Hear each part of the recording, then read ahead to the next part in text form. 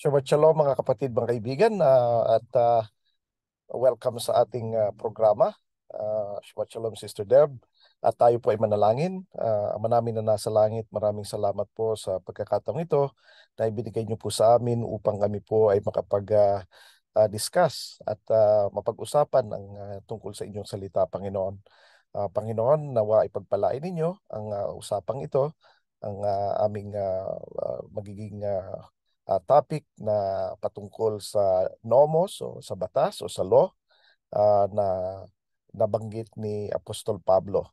Nawa Panginoon ay bigyan niyo po ng kaliwanagan sa mga isipan at sa pandinig ng mga makakarinig nitong inyong salita, Panginoon. At nawa ay mabigyan po kayo ng papuri dahil kayo lamang po ang may karapatan na makatanggap nito. Lahat ng papuri, lahat ng pasasalamat ay sa inyo lamang po, Panginoon, sa pangalan ng aming Panginoong Yeshua. Amen. Ito yung pangatlong topic natin sa series na patungkol kay Apostol Pablo.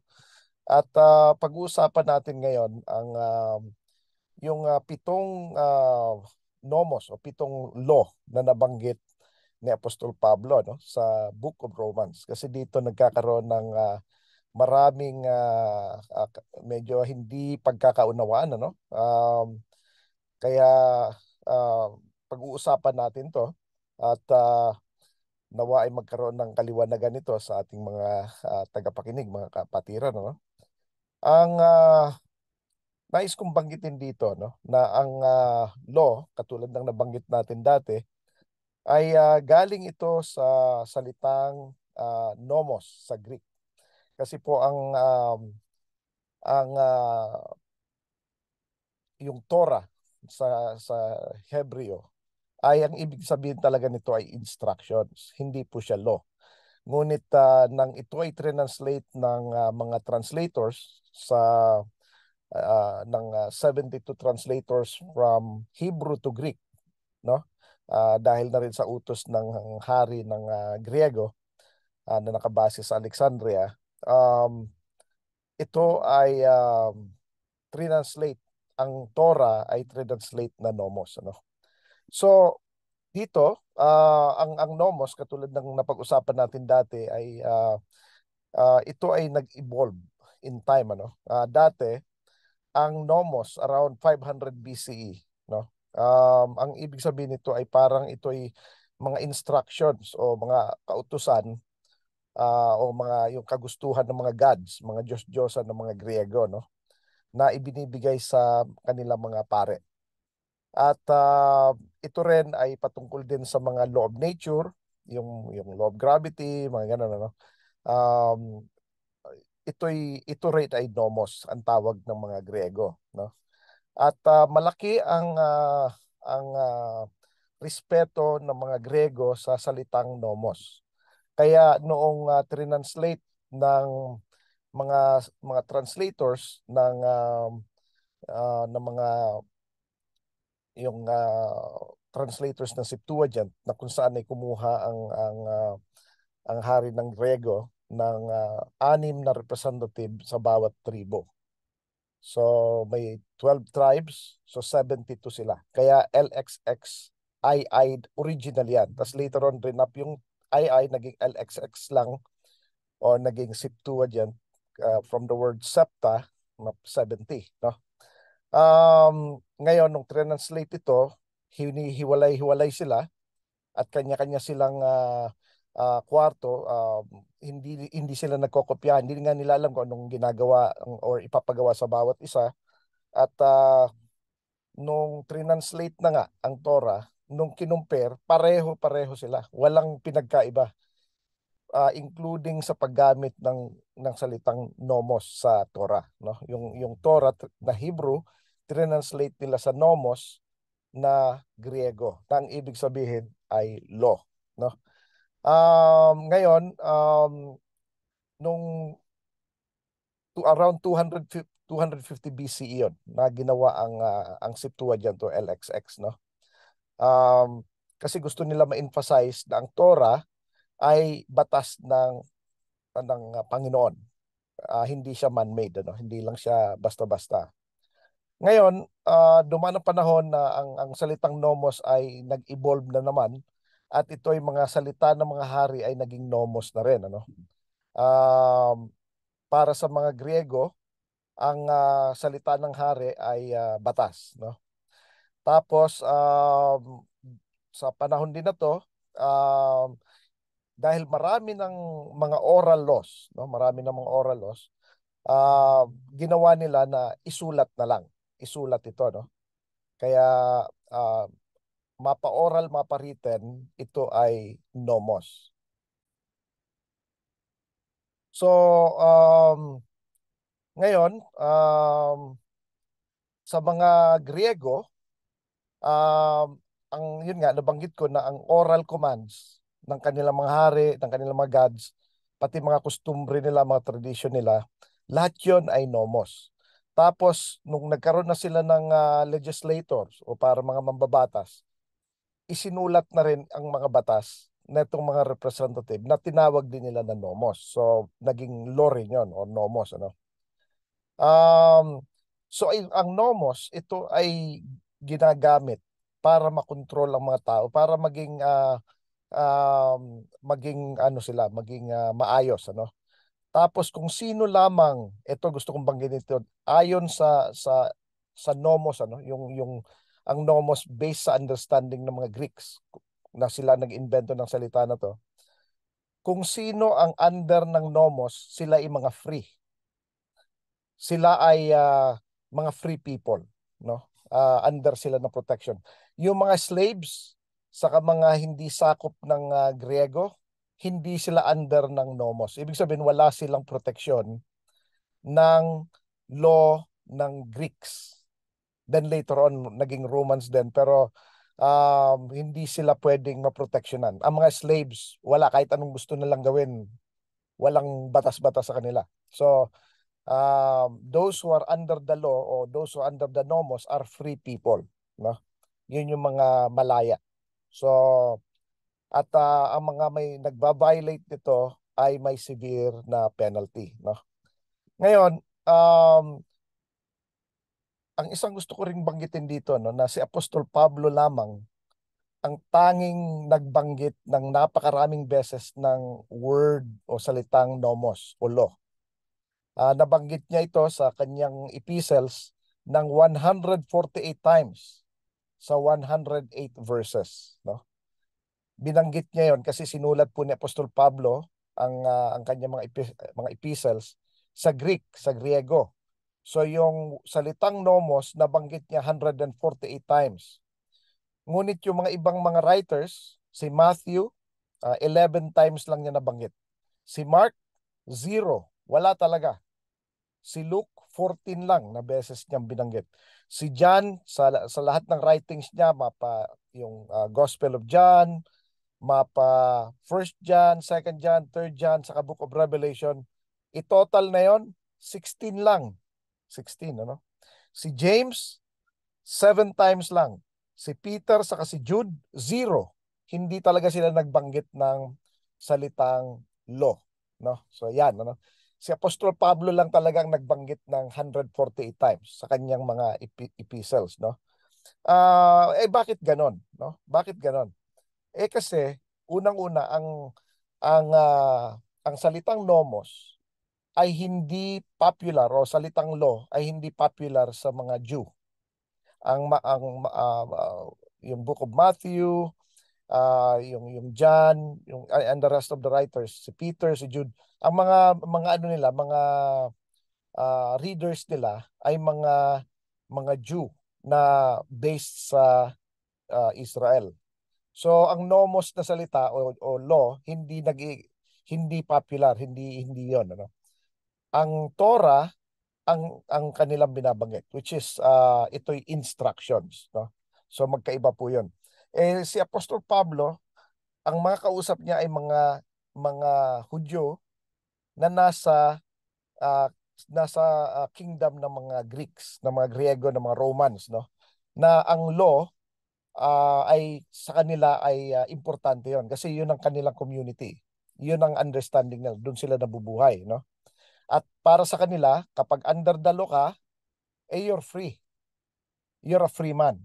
Ang mga slaves lang ang hindi under the law, no? So yun ang pagkakaiba. So si Paul, si Shaul, ang kanyang ministeryo ay sa labas, sa diaspora. Doon siya nakikipag-usap sa mga Griego na mga Hudyo. Okay? So, ngayon ang pinaka-controversial na salita ni Pablo ay yung nilagay sa Romans 6:15 na kung saan ay parang binabanggit na you are no longer under the law but under grace. So parang ang dating, remember, ang nomos, kung sino lang ang under ng nomos, siya lang yung free. Okay? Ang mga hindi under ng nomos, slave yon.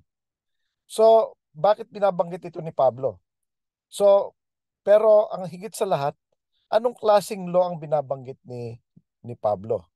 Kasi merong 7 klaseng nomos na binanggit si Pablo sa kanyang epistle sa Book of Romans. Kasi doon po ang Book of Romans po, yan po ang theological book ni Pablo. Yan yung pinaka meat ng kanyang theology, no? Ando doon na lahat. Pag naintindihan natin ang Book of Romans, ay maintindihan na natin lahat ng writings niya. Kasi yun talaga ang pinakapuso at pinakautak ng kanyang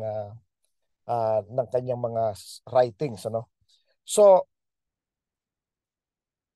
merong 7 nomos o law na binanggit si Apostol Pablo sa Book of Romans. Ang unang-una rito ay law of works, Romans 3:27, na ikinontrast niya ito sa law of faith, Romans 3:27, ano? Law of works sa law of faith. Tapos, nagbanggit din siya ng another law of mind sa Romans chapter 7 verse 23, na kung saan ikinontrast naman niya ito sa law of sin, Romans 7:23 and verse 25. Tapos, binanggit din niya ang law of God, Romans 7:25 saka chapter 8 verse 7.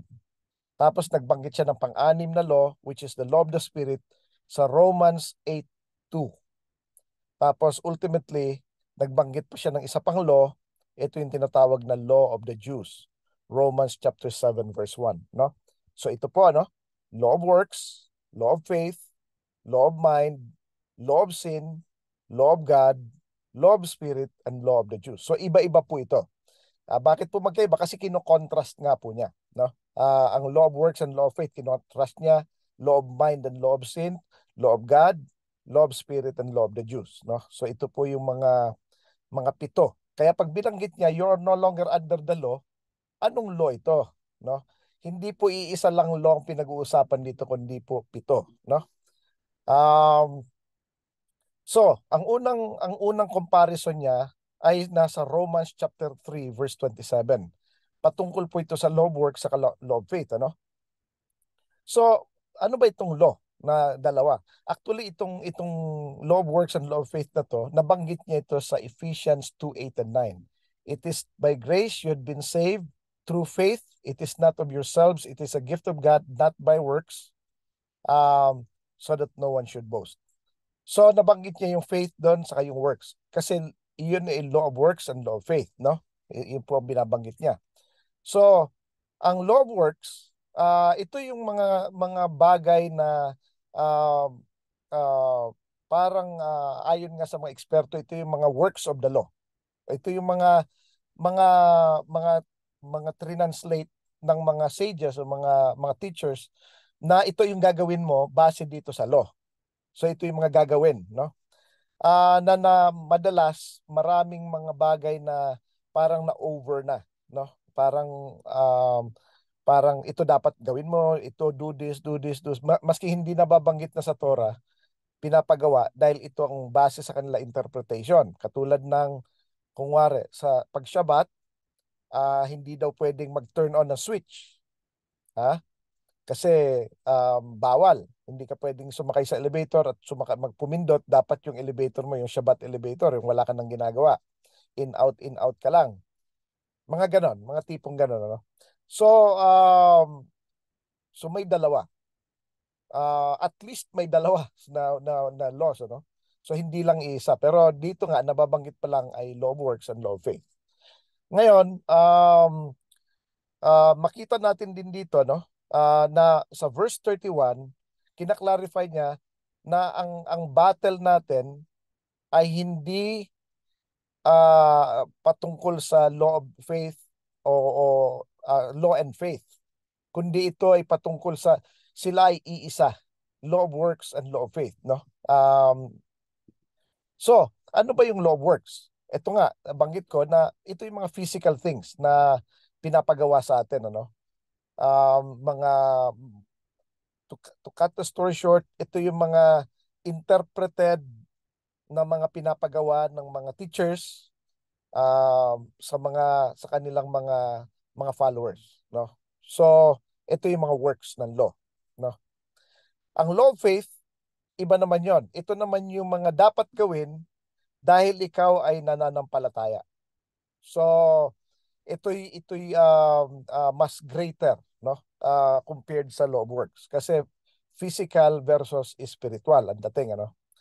Um, Ngayon, ang law of faith, makikita natin dito, again, dapat dinidefine ng scripture ang sarili niya. So, scripture defines scriptures. So, ang Hebrews 11:1 dinefine niya ang faith. Sabi niya rito sa Hebrews 11:1, now faith is the substance of things hoped for, the evidence of things not seen, no?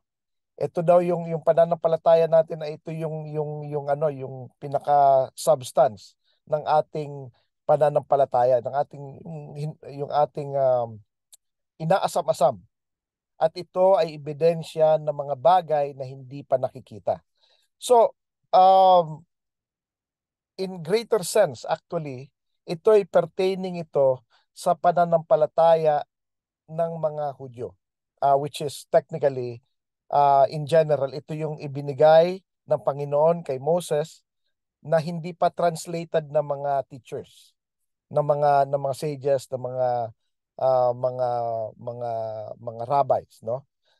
Ito yung pure na binigay ng Panginoon kay Moses, na ito ang kanilang pinaniniwalaan. So, ang faith po dito hindi lang yung trust, hindi po 'yun, no?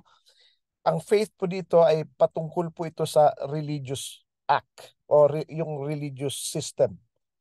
In this case, biblical Judaism, no? Ito yung galing talaga sa Panginoon na binigay kay Moses direkta. Wala pang translation yung mga rabbis at mga sages, ano? So, uh, ito yung mga bagay din na ginagawa nila Abraham, nila Enoch during the time ni Noah, ng mga forefathers, no? Wala pang translation. Ito yung mga ginagawa nila mismo, no? So versus doon sa mga law of works na mga ininterpret na ito, pag mag-observe ka ng ganito, dapat ganito, ganito, ganito, ganito. So meron ng mga dagdag, no? Yun ang distinction ng dalawa, no? Um, ang next na sinasabi rito, no? Sa Mark chapter 7, verse 8 and 9, tsaka sa Matthew 15:3, no?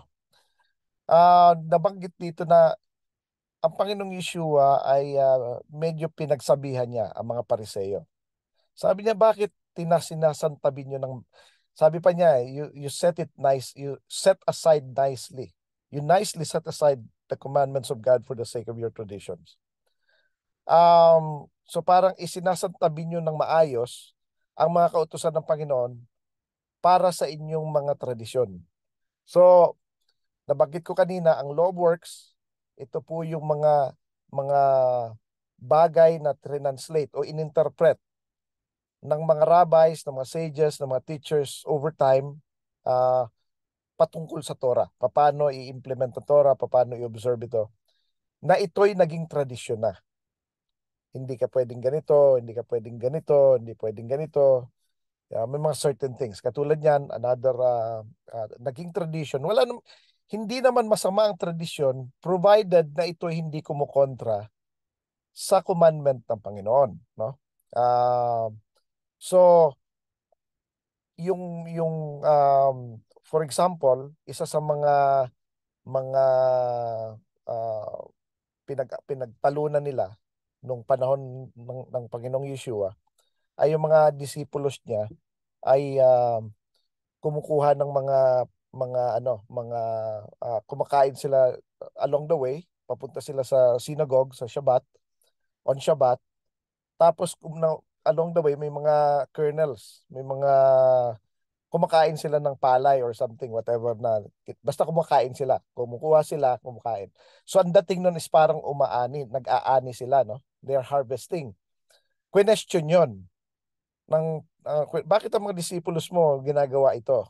So yun yun, ano?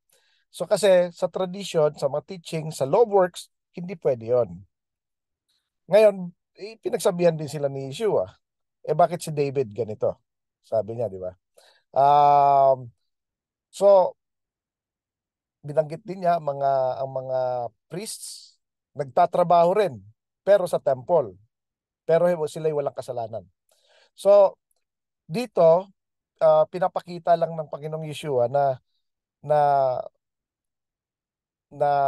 bakit ginagawa ng mga Pariseo ito. Actually, um, wala namang masama doon, ano? Sa tradition, provided na hindi nila ito ginagamit to hate their neighbors. Like ang mga disipulo sinahanapan, nagfo-fault finding sila, no?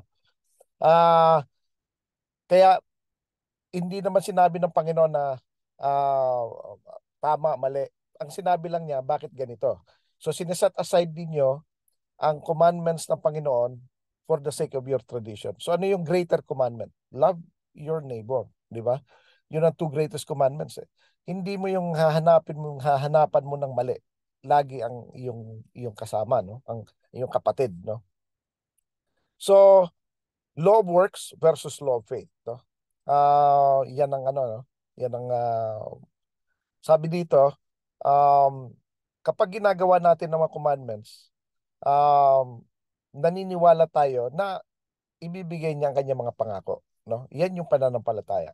Sa Ten Commandments, sabi dito, honor your father and your mother and you will live long in the land. So, kapag in-apply mo sa law of works, paano 'yon, di ba? So, hindi ano eh. How can honoring your parents give you a long life?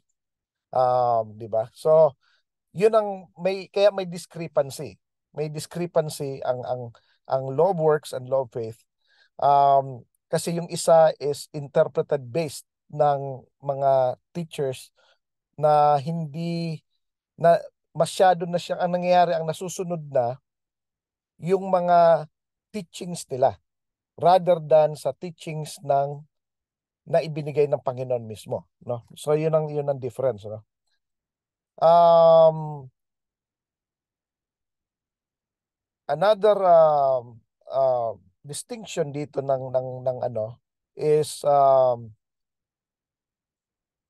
yung law of mind versus law of sin, no? Law of mind versus law of sin. Kanina, law of works versus law of faith. Tapos nagbanggit na naman siya sa Romans 7:14 to 25 yung conflict ng dalawang law. Law of mind saka law of sin, no? Sa verse 23, sabi doon, ang law of mind, sabi niya ay talagang malinaw na nakikipag-away siya laban sa law of sin, sa batas ng kasalanan. So, ang law of mind, sabi niya, naniniwala siya na ang law of God, so nabanggit niya law of God, is spiritual, ayon sa verse 14. Tapos, ang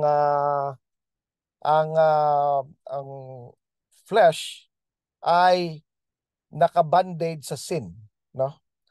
At ang law of mind ay nag-a-agree sa law of God at kino-confess niya na okay ang law of God.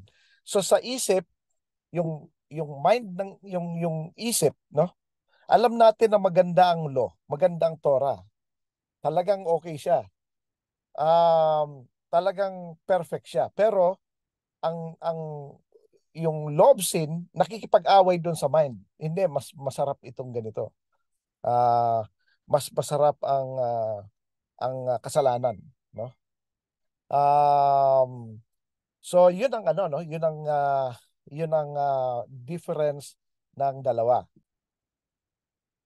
So far, meron na tayong apat na law na napag-usapan. Law of works, na kung saan ito ay mga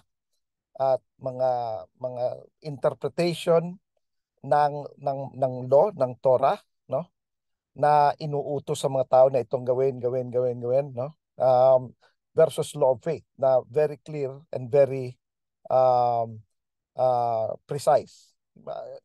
Direkta, no, walang, maski pag binasa mo maintindihan mo na ito ay dapat gawin, no, walang excuses, walang mga extra, no. Ang love mind versus love sin. So yung love mind, sabi dito, nakikipag-away ang love mind sa love sin. Ang love sin, gusto niya lahat ng sinasabi ng Torah, ng Panginoon sa Torah ay kinukontra ng sin, ng love sin.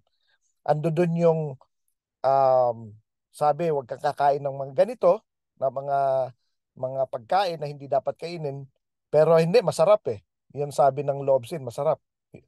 Ang equivalent ng love sin ay yung law of the flesh, no? Yung ano natin, yung katawan natin. Alam natin na bawal pero ginagawa natin, ano? Or gusto natin gawin. Ah, Alam natin na masama pero ginagawa natin. At yung mga alam natin na mabuti para sa atin, hindi natin ginagawa. Dapat natutulog tayo maaga, kumakain tayo ng mga fruits and vegetables, pero ayaw natin gawin kasi natatalo ng love sin ang love mind, no? Gustong sumunod ng Shabbat pero hindi makasunod yung iba. Pero nire-recognize din ng love mind na okay, maganda talaga ang Torah. Kaya lang hindi lang nila kayang sundin, ano? Um, or natatalo sila ng law of sin, ano? So, um, sabi sa verse 18, uh, alam natin na walang mabuti ang nanatili sa atin, ano? Verse 18. Pero ang principle to do good ando dun sa mind natin. Gusto nating gumawa nito. Kaya yung iba nga naglalagay pa ng mga New Year's resolution pero makalipas lang ng ilang araw wala na, di ba? Um, at maraming pangako pero hindi nagagawa. Tapos sa verse 22 sabi dito, talagang sinasabi natin ang salita ng Panginoon ay talagang totoo at hindi yan kumukupas, hindi lumilipas, hindi nababago, pero nababago base sa ating actions. Sinabi ng Panginoon, you worship me on Shabbat, pero sa ibang araw worship ng tao kung saan sila convenient, ano? Kung saan yung tingin nila ito yung nakasanayan kasi naintindihan naman ako ng Panginoon eh. So ganun, ano. Gusto nating gumawa ng mabuti pero hindi natin kaya, no? Or natatalo ng love sin ng love mind, ano. Sa mind natin, gusto talaga natin mag-serve sa Panginoon at gawin ang kanyang mga kautusan. Pero ang love sin, natatalo yung love mind. So, sa apat na law, so far, ang law of works, saka law of faith, yung bida, ang law of faith. No? Yung law of works, yun ang kontrabida. Maraming puro utos, di ba? Ang law of faith, may freedom doon. No? Tapos dito naman sa law of mind, saka law of sin, ang bida, law of mind. Ang law of sin, kontrabida. No? Ang law of mind, gusto natin gumawa ng mabuti and everything. Ano? Um, Sabi ng law of sin, ang flesh is under bondage of sin. Sabi sa verse 14, ano? At hindi natin maintindihan kung anong ginagawa natin. At hindi natin napapractice kung ano yung gusto natin gawin. Gusto natin matulog na maaga at gumising na maaga, pero natutulog tayo ng gabi at nagigising tayo ng late. Gusto natin kumain ng mga masustansya, pero kumakain tayo ng mga junk foods instead na masusustansya, no? Ayaw natin kumain ng mataba, ayaw natin kumain ng mga hindi dapat kainin, pero kumakain pa rin ng karamihan sa ating mga kapatiran. So, natatalo, no?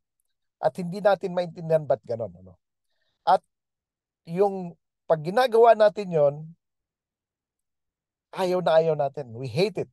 Nagagalit tayo sa nagawa ko na naman, di ba? So, ginagawa natin ang mga ayaw natin gawin, yung mga gusto natin gawin hindi natin nagagawa. Yeah.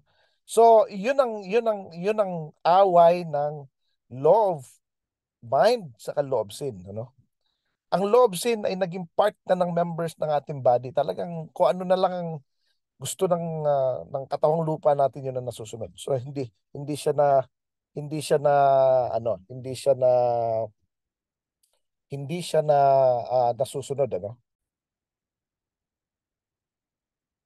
So kaya napakalaki ng problema natin dahil nag-aaway ang law of works, ang law of works, law of faith, law of mind, law of sin. So nagkakagulo na sila, no? Tapos meron pang isa pang naglalaban, ang law of the spirit tsaka law of sin. Ito naman nabanggit ito sa Romans chapter 8 verse 1 to 25, ano. Ito yung pangatlong comparable na binanggit ni Apostol Pablo na magkaaway. So um, ang kaaway ng law of mind ay law of sin, ang kaaway ng law of spirit ay law of sin din, ano. Sabi niya dito, i-examine natin kung ano yung mga declarations ng law of the spirit. Sabi sa Romans 8:1, there is now no condemnation for those who are in Yeshua HaMashiach, no? Tapos dito, ang law of spirit of life na nasa kay Messiah Yeshua ay tayo daw ay pinalaya sa law of sin and death, no? Tapos ang requirements ng law ay mapufulfill sa atin na para hindi na daw tayo na nagmaglakad sa katawang lupa natin, kundi ayon sa espiritu, sa banal na espiritu, no? Paano yung law, yung mga law ng spirit. Tandaan mo natin ang law of spirit, ito rin po yung Torah, no?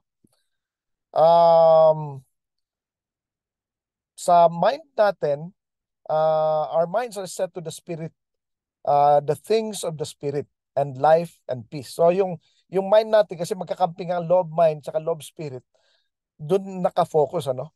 So ang Spirit of God ay nagdidwell sa atin,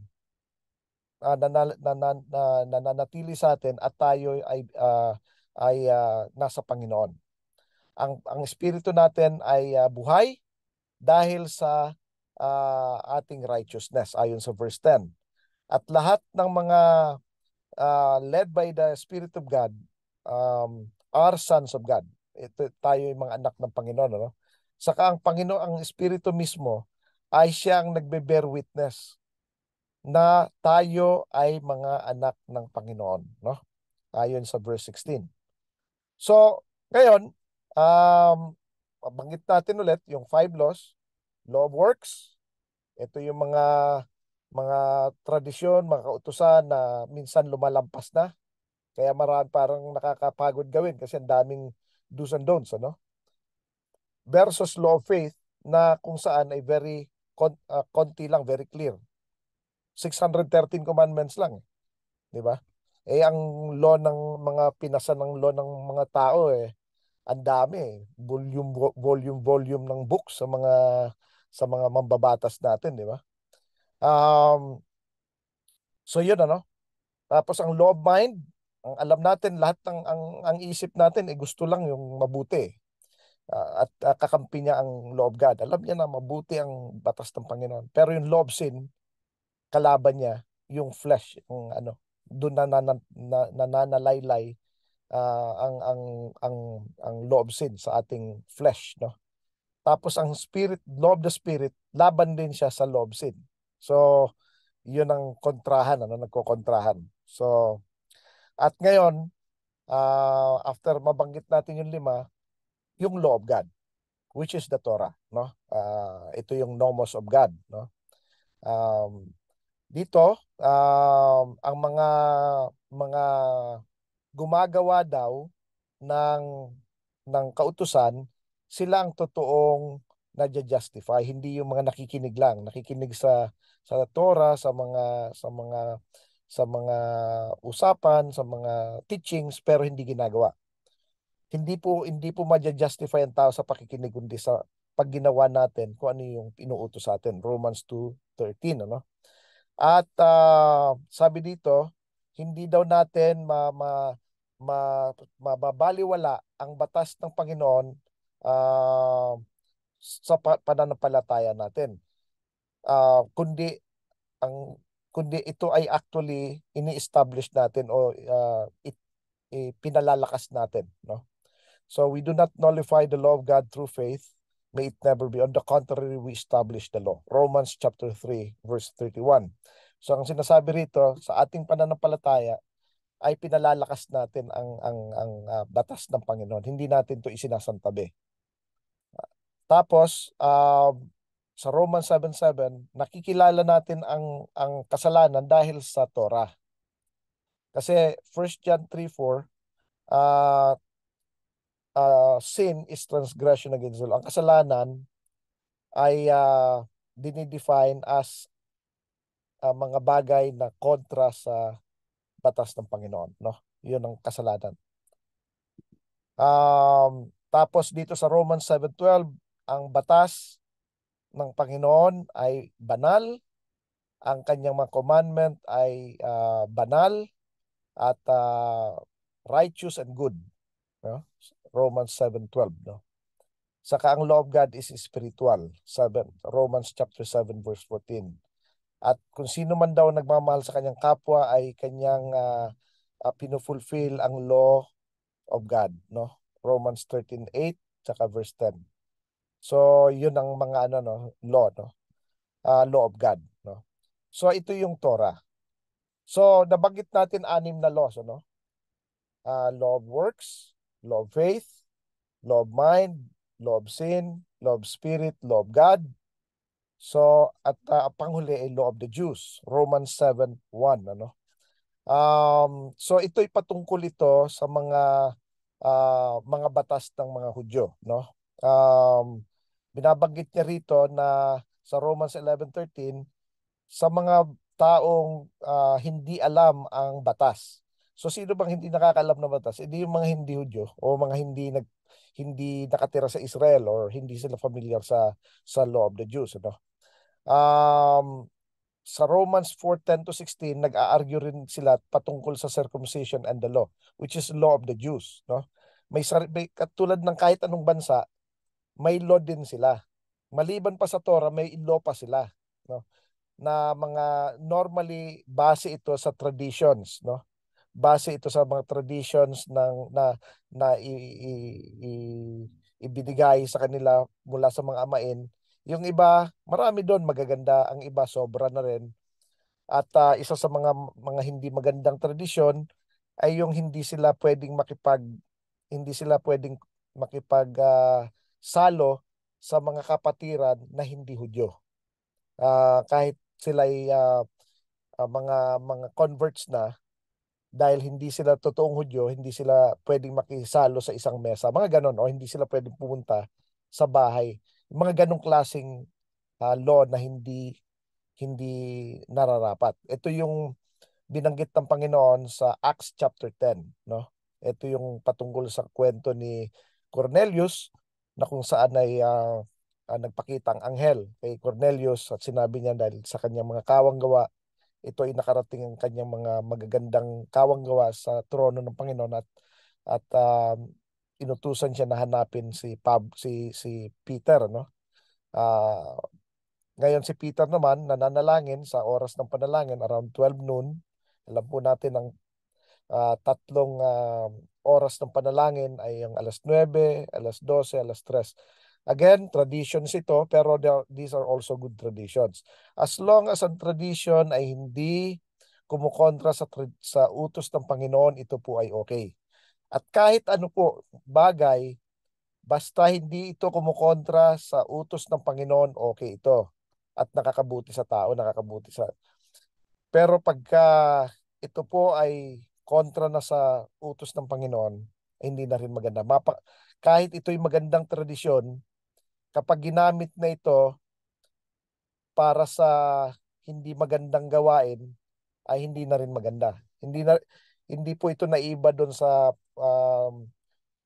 kwento ng Panginoong Yeshua patungkol sa Good Samaritan, yung binugbog yung isang Israelitas, papunta siya ng Israel, sa Jerusalem, tapos ninakawan siya, binugbog siya, halos mamatay na. Dumaan yung isang pare, lumayo, hindi siya tinulungan. Ganun din ang Levite, dumaan, hindi siya tinulungan. Bakit? Kasi magsisilbi ang pare tsaka ang priest tsaka yung Levite magsisilbi sa templo. Kasi schedule nila yon. Dahil meron po silang schedule, yun yung mga divisions nila. Yung merong 24 divisions, each division nagsiserve ng one week, 7 days. Ang palitan nila is Shabbat, no? So, uh, again, tradition nila yon na mag-serve. Although talagang dapat mag-serve sila, pero ibig sabihin, yung schedule is a tradition, which is good. Kaya lang, nung dapat may tutulungan na sila, remember sa Torah, nakalagay doon, na kapag nakakita ka ng isang animal na gipit o nahulog sa pit, kailangan iahon mo siya. Eh, animal nga lang yun eh. How much more yung tao? So, hindi nila sinunod ang utos ng Panginoon. Ang ginawa nila ay sinunod nila yung traditions of men. So, kaya sabi ng Panginoon, why do you set aside the commandments of God for the sake of your traditions? So, ito po yung nababanggit doon. Ano? So, ngayon, ang law of mind, ang law of sin, nag-aaway din. Ang gusto ng mind, gumawa ng mabuti. Ang law of sin, sa ang inaano niya ay yung katawan, no? Kung ano yung gusto ng katawan. So, ang law of spirit, kontra rin siya sa law of sin, of course, ano? Ang law of the Jews, ito yung mga traditions nila. So, doon sa binanggit ni Apostol Pablo earlier, na you are no longer under the law. So, ano pong law ang binabanggit ni Pablo? You're no longer under the law, but under grace. Pag tiningnan po natin ang context ng passage na yon, actually, maski yung a verse before that and a verse after that, ang pinag-uusapan po dito ay law of sin. You are no longer under the law of sin. Yun po yan, no? At tandaan po natin ang concept ng law, kapag under ang tao ng law, siya ay free. Law of God, no? Siya ay free. So, yun yun ang law of sin ay nagbabind sa tao. Ang law of God, siya ay nag-free sa tao. So, ito po ang difference ng dalawa, no? So, kapag nabanggit po at nabasa natin na ang law, you're no longer under the law. Hindi ka na under ng batas. Hindi ka nasakop ng batas.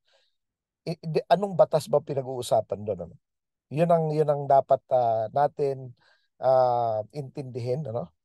Kasi hindi po iisang law ang pinag-uusapan doon, ano? Kundi ito po ay pinag-uusapan ay um, law of sin. Kasi may 7 laws nga po ang kay Pablo na nabanggit niya. So hindi po ito patungkol lang sa law of sin, ano? O sa law of God, kundi law of sin. Romans 3:27, ano? So, I hope and pray na ito po ay naging malinaw sa atin at nawa ay magpatuloy po tayo mag-research at aralin natin dahil ito po ay magdadala sa atin sa patungo sa freedom. Tandaan po natin ang concept ng law, if you are under the law, you are not a slave, you are a free man. Yun ang concept ng nomos, no? If you are under the law of God, kapag tayo po ay sakop ng batas ng Panginoon, tayo po ay free. Kapag hindi tayo under ng batas ng Panginoon, tayo po ay slave to sin. Yun ang problema, no? Kaya nawa ay nagkaroon tayo ng understanding sa 7 laws of Paul. Tayo po ay manalangin. Ama namin na nasa langit, maraming salamat po sa pagkakataong ito na binigay niyo po sa amin upang kami po ay makapag-discuss ng 7 laws of Paul. Nawa Panginoon, ito ay magbigay ng understanding sa mga kapatiran na gustong matuto ng inyong salita at maiwasan ang misunderstanding na ang batas ng Panginoon ay inalis na hindi na tayo under ng law of God, hindi na under ng Torah, kundi under grace. Pero mali po itong understanding na to ayon po sa inyong salita na ang inyong salita ay hindi nagbabago. Nawa Panginoon ay magkaroon ng kalinawan nito sa pag-iisip at pangunawa ng mga kapatiran. Binabalik po namin sa inyo lahat ng papuri at pasasalamat sa pangalan ng aming Panginoong Yeshua. Amen. Shabbat Shalom.